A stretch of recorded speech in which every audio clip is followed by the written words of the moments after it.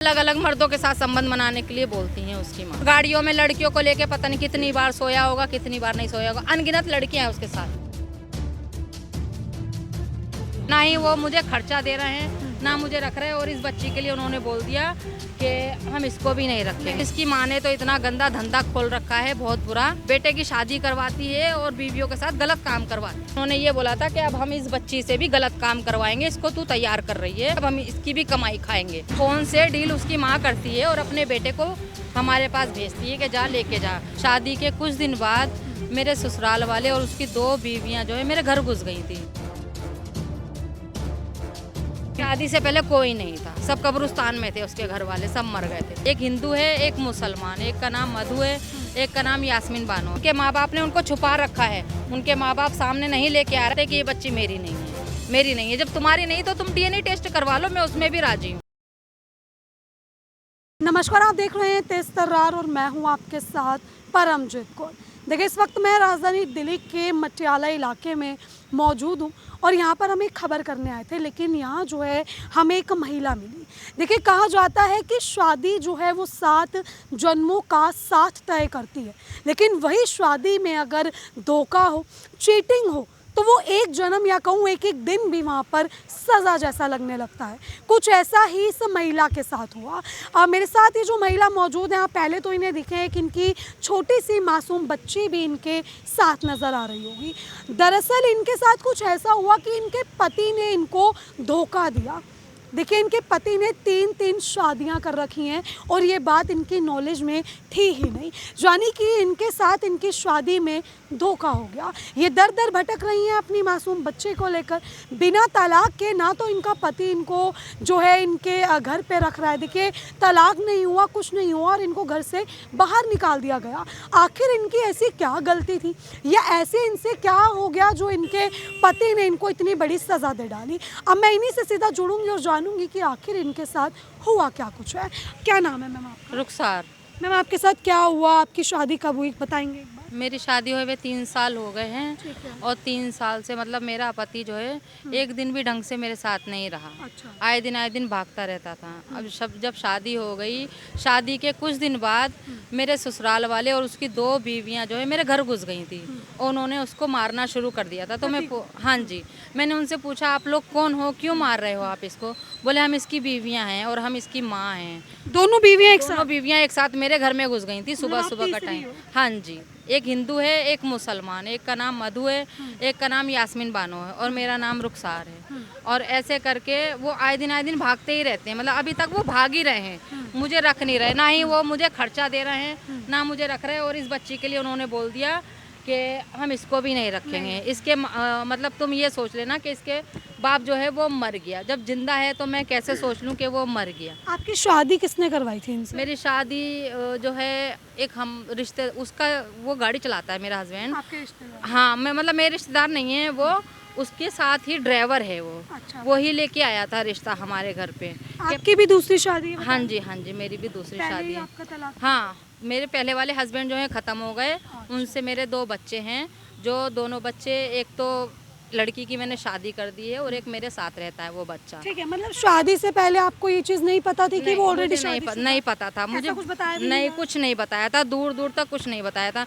बस ये बोला था कि मेरी एक गर्लफ्रेंड है, मेरा उससे पीछा छूट गया है, बस इतना बताया था। और गर्लफ्रेंड बताया था उन्होंने, लखनऊ में है और मैं उससे बातचीत नहीं करता हूँ, उससे मुझे कोई लेना देना नहीं। बस इतना ही बताया था, इसके अलावा मुझे और कुछ नहीं बताया। ठीक है, अभी ये जो रिश्ता खराब हुआ है, कब जो शादी हो गई है तो उसके बाद में उसके माँ बाप भी आ गए हैं, बहन भाई भी आ गए हैं, उसकी 2 बीवियां भी आ गई हैं, उसके बच्चे भी आ गए हैं। शादी से पहले कोई नहीं? शादी से पहले कोई नहीं था, सब कब्रिस्तान में थे, उसके घर वाले सब मर गए थे। और इसकी माँ ने तो इतना गंदा धंधा खोल रखा है, बहुत बुरा, कि इसकी माँ ने दुकान खोल रखी है। बेटे की शादी करवाती है और बीवियों के साथ गलत काम करवाती है। आपके साथ ऐसा कुछ? हमारे साथ भी करवाया है, हमने लिखत में दे रखा है बिंदापुर थाने में। गलत काम करवाता है उसका बेटा और माँ भी। डील उसकी माँ करती है, मतलब फ़ोन से डील उसकी माँ करती है और अपने बेटे को हमारे पास भेजती है कि जा लेके जा। और उसकी माँ ने हमसे भी यही बोल रखा है कि तुम अगर ये काम करोगी तो ही मेरा बेटा रखेगा, नहीं तो मेरा बेटा नहीं रखेगा। तुम मतलब अलग अलग मर्दों के साथ संबंध अलग अलग मर्दों के साथ संबंध बनाने के लिए बोलती हैं उसकी माँ। आप सभी को, मतलब जो पहले की 2 बहुएं हैं? मुझसे तो कुछ ज़्यादा ही बोलती हैं, मेरे साथ में तो कुछ ज़्यादा ही करती हैं, उनका तो मुझे पता नहीं। ठीक है, जब आपके साथ पहली बार ऐसा काम हुआ, आपने नहीं सोचा कि मैं हमने पुलिस तो नहीं सोचा, मतलब वो मेरे जो हस्बैंड थे, जो इसके पापा हैं, उन्होंने बार बार वो आते थे, मुझसे माफ़ी मांगते थे, रोते थे, पीटते थे कि रुखसार अब आज के बाद ऐसा कुछ नहीं होगा, ऐसा कुछ नहीं होगा, लेकिन बार बार वो यही गलती करते थे। लेकिन हाँ, मैं माफ़ करना पड़ता था कि चलो कोई बात नहीं, बंदा रो रहा है, पीट रहा है, गिड़गिड़ा रहा है, चलो कोई बात नहीं। पहली गलती, आखिरी गलती, दूसरी गलती, तीसरी गलती, मैं कब तक माफ़ करूँ। अब जो है वो भागा हुआ है, 8 महीने हो गए। 8 महीने से मकान मालिक ने मेरा कमरा भी नहीं, कमरे में सामान पड़ा है, मतलब कि वो सामान भी नहीं दे रही हैं मुझे, और उन्होंने बोल दिया कि तुम्हारे आदमी ने मना करा है, हम ताला नहीं खोलेंगे और सामान भी नहीं दें।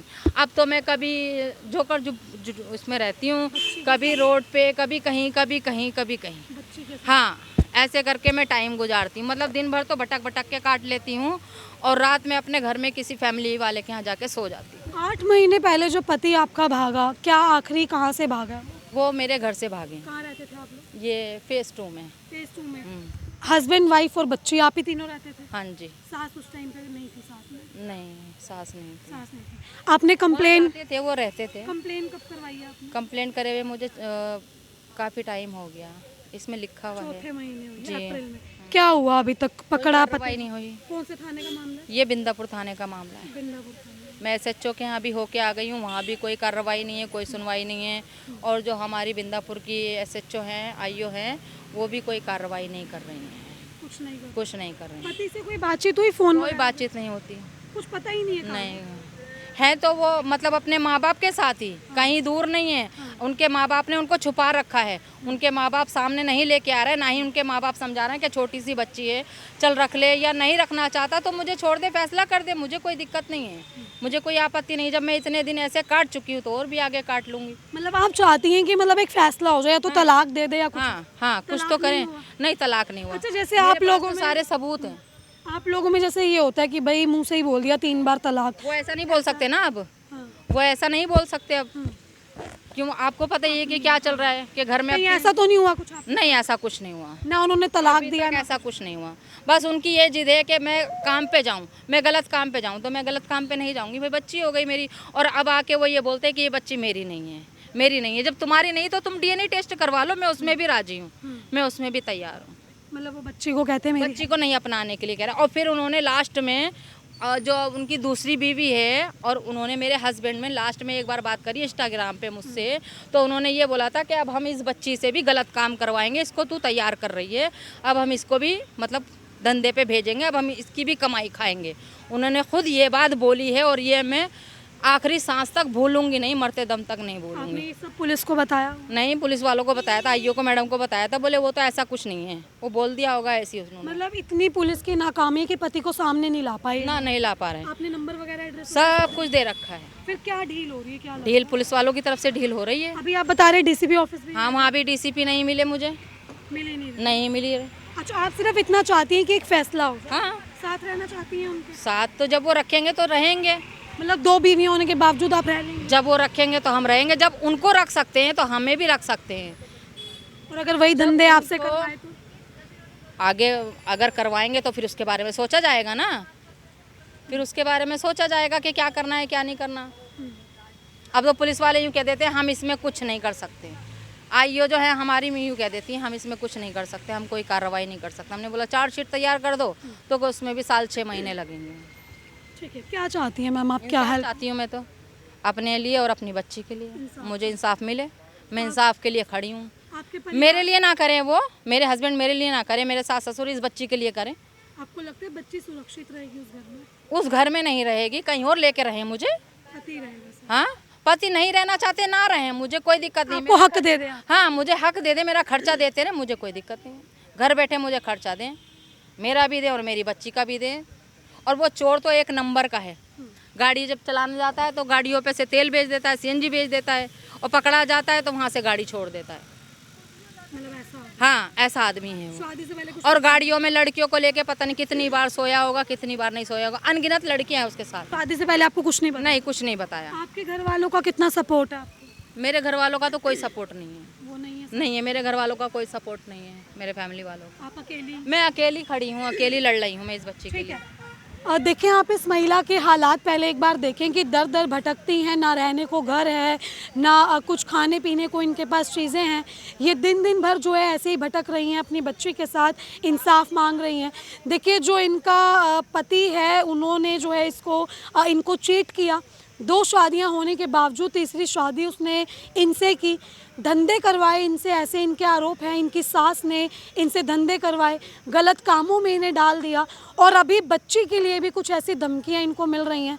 बिंदापुर थाने में मामला दर्ज है। ये एफआईआर देखिए यहाँ पर इनके पास है, 4 अप्रैल की एफआईआर हो रखी है। लेकिन हैरानी की बात है 2 महीने हो गए, अभी तक पति का कोई सुराग नहीं मिला, ना पति को थाने में पेश किया गया, ना इनसे कोई बात करवाई गई। ये सिर्फ इंसाफ चाहती हैं। शादी देखिए धोखे से हुई। ये पूरी कहानी जो है, ये पूरी खबर, ये पूरी घटना एक सबक देती है कि आंख बंद कर कर किसी पे भी भरोसा ना करें। शादी एक ऐसी चीज़ है जिसे सोच समझ कर किया जाना चाहिए। शायद ये उस टाइम सोच समझ लेती तो आज इनके साथ ये सब ना होता। ये एक मजबूर महिला थी जिसका फ़ायदा उठाया गया और आज ये इन हालातों में आ चुकी हैं। इनका अपने ससुराल पक्ष पर, अपने पति पर कई बड़े आरोप हैं। देखिए 2 पक्षों का ये पूरा मामला है। इस पूरी खबर में हमारी अपनी निजी राय कुछ भी नहीं है और अगर किसी भी तरीके से इनका ससुराल पक्ष अपनी बात रखना चाहता है तो वो हमारे दिए गए नंबर पर हमें मैसेज कर या कॉल कर जानकारी दे सकता है। हम उनकी भी बात पूरी प्रमुखता से रखने का प्रयास करेंगे। फिलहाल देखिए आपने जो ये पूरी खबर देखी, इस खबर को लेकर आपकी अपनी जो भी निजी राय कमेंट सेक्शन में ज़रूर साझा करें और ऐसी तमाम खबरें जानने के लिए देखते रहे हमारा चैनल तेज तरार। अभी सिर्फ इतना ही। दिल्ली से कैमरामैन आशुतोष के साथ मैं परमजीत कौर। अगर आपको हमारी ये वीडियो पसंद आई हो तो इसे लाइक एंड शेयर करना बिल्कुल भी ना भूलें। इसके साथ ही हमारे चैनल तेज तरार को जरूर सब्सक्राइब करें और हाँ, बेल आइकन को दबाना बिल्कुल भी मत भूलिएगा, जिससे दिल्ली से जुड़ी तमाम खबरों की नोटिफिकेशन सबसे पहले आप तक पहुंचे।